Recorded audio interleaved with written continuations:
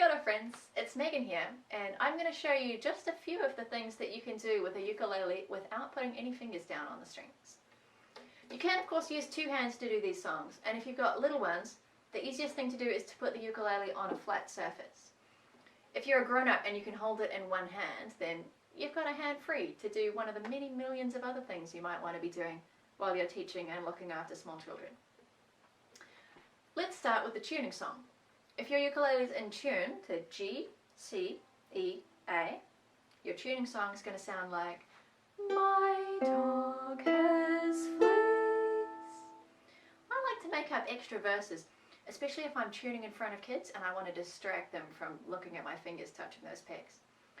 No, she does not stop telling lies about my dog. You might notice that the ukulele is a really unusual instrument among string instruments because it has the lowest string in the middle, which means that if we use either letters or numbers, it can be really confusing to tell which string we're talking about. So my solution to getting around all of this confusion is to forget about letters and numbers with the kids and use colours instead. So our whole rainbow scale starts from red at C, and it goes red, orange, yellow, green, blue, purple, pink, back to red at the top. And within that scale, our ukulele strings are blue, red, yellow, purple. My buddy here got tired of that rubber band ukulele in about 5 minutes. So it's now playing a real ukulele with coloured stickers here. So I've put those underneath the strings near the sound hole. So when my buddy is playing the strings one by one, it's looking at these different colours here. And we can use these colours to play a really surprising number of different songs. Let's start with the blue string and the yellow string. So that's the top string and this string down here. I don't know if that's the third string or the second string. It depends who you ask. So I'm going to call it the yellow string. Blue, yellow, blue, yellow, blue, blue, yellow.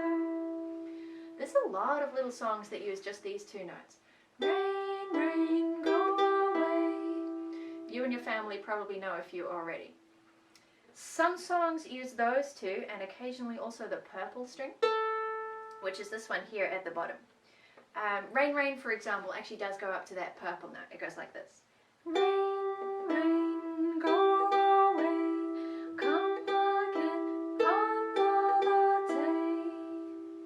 And here's another little song that uses the same notes, Bell Horses, and I've written this one out in pictures.